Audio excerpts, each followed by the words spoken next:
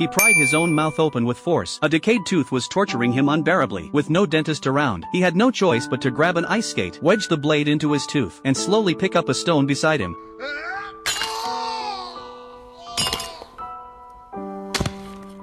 The excruciating pain knocked him out cold. The reason Chuck had to be so ruthless with himself traced back to a plane crash. Not long after takeoff, a fire broke out in the cargo hold and exploded, forcing the plane to attempt an emergency landing on the sea. The pilot handed him an inflatable life raft and told him to fasten his seatbelt and stay still. The plane plummeted rapidly. Just then, the pocket watch his girlfriend had given him slipped away. The pilot yelled at him to put on his life jacket, but the life jacket was to his right and the watch to his left. Chuck unbuckled his seatbelt, staggered, and chose the watch. After grabbing it, he tried to reach for the life jacket, but the plane's violent shaking made movement nearly impossible. With the pilot and co-pilot working together, the plane managed to touch the sea as smoothly as possible. The moment it hit the water, seawater flooded the cabin instantly. Chuck, not wearing a seatbelt, miraculously escaped, but the fuselage suddenly split apart, and seawater rushed in. Chuck activated the inflatable life raft, and its buoyancy pulled him upward to the surface. With all his strength, he climbed onto it. When he opened his eyes again, he found himself on a deserted island. He struggled to his feet, shouting for help on the beach, but except for the sound of waves, no one responded. The place was barren and uninhabited. He used branches to spell out an SOS signal on the sand, hoping someone might spot it, but until rescue came, he had to find a way to survive. On the island, he found fallen coconuts. Without tools, he tried using stones, but the stones shattered while the coconuts remained intact. Luckily, he discovered a sharp-edged rock and used it to slice open a coconut, peeling it layer by layer before finally smashing it open. The second time, Chuck got smarter. He sharpened a stone, poked a hole in the coconut, and finally drank the refreshing coconut water. Chuck also wanted to find something to eat. He tried fishing in the sea, but even throwing a makeshift spear left his wrist weak. After flailing around in the water, the fish had long since fled. To understand the island and its surroundings, he climbed the highest peak. All he saw was ocean surrounding the island. Not a plane in sight, barely even a bird. A wave of desolation washed over him. At night, Chuck used a flashlight to gaze at a photo of his girlfriend, his only hope to keep living. He had been a supervisor at a delivery company, always busy in his former life, rarely spending time with his girlfriend, but she never complained. Quietly standing by him, just before the flight, she had given him that pocket watch, and he had given her an engagement ring, planning to marry her upon his return. Who knew fate would play such a cruel trick? In the middle of the night, Chuck woke up needing to relieve himself. As he was about to do so, he spotted flickering lights in the distance. A ship. Chuck shouted frantically in excitement, flashing his flashlight in SOS signals, but the ship was too far away. He could only watch helplessly as hope faded. Chuck couldn't accept it. At the first light of dawn, he paddled his small inflatable raft out to sea, chasing the ship. Facing towering waves, he gritted his teeth and charged forward, but his tiny raft was like a dead leaf in the vast ocean. It was overturned in an instant. The raft was punctured by coral, and Chuck's thigh was gashed by sharp rocks. The pain was searing, and he could only limp back to shore, blood streaming from his wound, dyeing the seawater red. Then, as if to mock him further, a storm suddenly hit. Miserable, Chuck dragged his injured leg and struggled into a cave, finally finding shelter from the wind and rain. After surviving a stormy night, when sunlight touched his face the next day, a haggard Chuck emerged, lips cracked, face sallow, and his leg wound looking grim. To make matters worse, the flashlight he'd forgotten to turn off had drained its last bit of light. Wandering along the shore, Chuck discovered some packages that had washed up from the plane. He opened them one by one. The first was a volleyball. The second contained divorce papers, then ice skates and a dress. None of it was edible or drinkable. Only one package remained. Chuck was about to open it, but feeling the wing logo printed on it, he stopped. This was his last hope. Leaving it unopened gave him a reason to keep living. Chuck used the ice skate blade to cut the dress into strips, used the packaging foam from the boxes to bandage his wound, and then fashioned the dress into a simple fishing net. After some practice, he had mastered the skill of fishing along the shore. Yet the hard-to-swallow raw seafood reminded him that he needed fire to cook proper meals. He began trying to start a fire by rubbing sticks together, adding shredded divorce papers as tinder, and spinning a stick rapidly. But what looked simple on TV proved exhausting in reality. Chuck rubbed from morning till night, without seeing even a spark. The next day, he tried a different technique, but accidentally drove the stick into his palm. Furious, Chuck threw the stick away, grabbed the volleyball, and hurled it, screaming to vent his frustration.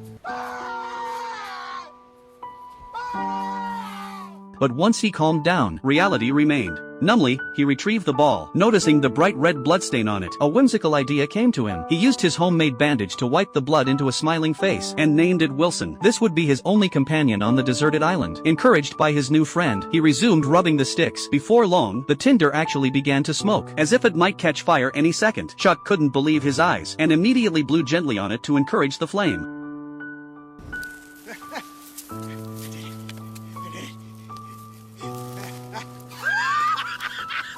Chuck lit a bonfire on the beach, celebrating this hard-won warmth. He danced excitedly, the gloom in his heart swept away. After the celebration, Chuck lay by the fire, skewered a crab on a stick, and held it over the flames to cook. He eagerly pulled a piece of meat from the crab claw, savored it slowly, and a look of contentment spread across his face. Days passed, and just like that, Chuck lived on the island for 4 years. His fishing skills had become second nature, but the deserted island felt like a prison, making each day agonizing and eroding his hope of ever returning. The cave had become his home, its walls covered in drawings. His girlfriend's photos sat beside him, and old Wilson, though worn and tattered, remained his closest companion. Chuck talked to him every day. Then one morning, a loud noise came from the shore. Wary, Chuck went to investigate, and found a sheet of metal washed up by the waves. He planted it in the sand, wondering what use it could possibly have, until a gust of wind gave him the answer.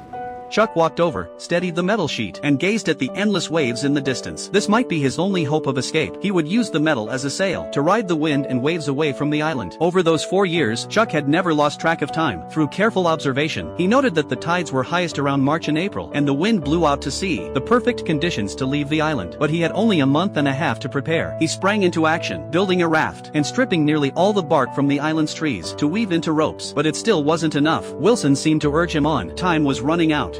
Yeah, I know it is 30 feet of extra rope, but I'm not going back up there. It turned out that a year earlier, Chuck had prepared a rope on a cliff to end his own life. Now, that same rope became his hope of escape. That night, Chuck argued with Wilson, though in truth, he was arguing with himself. Well, regardless, I would rather take my chance out there on the ocean than to stay here and die on this shithole island, spending the rest of my life talking to a goddamn volleyball! In a rage, he threw Wilson out of the cave, but he quickly regretted it. Wilson was his irreplaceable emotional anchor. Chuck hurried outside to search. Wilson! And finally found Wilson under a reef. Oh, never again, never again, never again.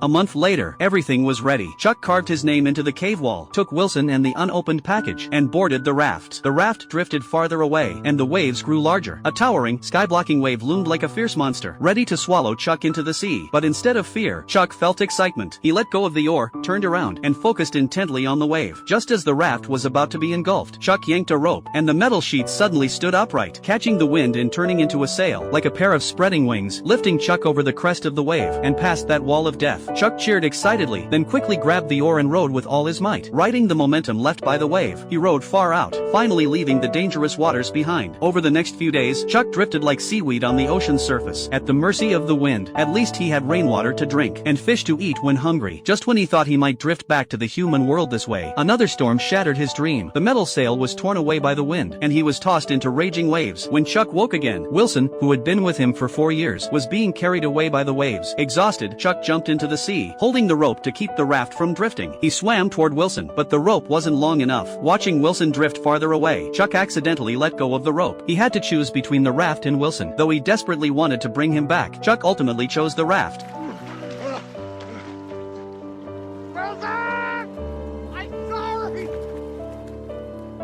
With his last emotional pillar gone, he dropped the oar, lay alone on the raft, and prepared to quietly await death. But hope often arrives at the most desperate moment. One day, the roaring sound of a massive cruise ship echoed behind Chuck. He didn't need to make a sound. The people on board had already spotted him. A month later, Chuck returned home, but fate played another cruel trick. After 4 years of separation, the girlfriend he had dreamed of day and night was now married to someone else. At the welcome back party his company threw for him, a table full of seafood feasts held no appeal for him anymore. Instead, a simple lighter sent him into deep thought. Returning to the once warm and romantic home he shared with her, he found it strangely cold and empty. Compared to the soft, comfortable bed, he seemed more accustomed to sleeping on a hard floor. Looking at the rusted pocket watch in his girlfriend's photo, he suddenly understood. Everything had already changed. It was time to return what belonged to her. He walked to her doorstep, hesitating whether to knock. When the door suddenly opened, they exchanged pleasantries, as if they had just seen each other yesterday. But in the pauses between words, they often fell into silent gazes, as if 1,000 unspoken words lingered between them. His ex-girlfriend returned Chuck's car to him, a vehicle that held their happiest memories. Chuck drove away slowly, the car inching into the distance, but the woman could no longer contain the surging emotions in her heart. She rushed out into the pouring rain, and Chuck quickly reversed the car back to her. They held each other tightly. Anyone could see they still loved each other, but this was the reality of adulthood. Even when unwilling to let go, sometimes you still have to release your grasp. Having regained his lost emotional anchor, Chuck took that final, unopened package to the recipient's house. No one was in the yard, so Chuck left a thank you note. Then he came to a crossroads. unsure which direction to take next. But suddenly, he spotted a pickup truck with a familiar Wing logo on its tailgate. The same logo he knew so well. As if summoned by something, he slowly walked to the center of the road, his gaze fixed on the direction the truck had gone. Perhaps life itself is a deserted island. No one may see your cries for help, but as long as you're alive, there is always a chance.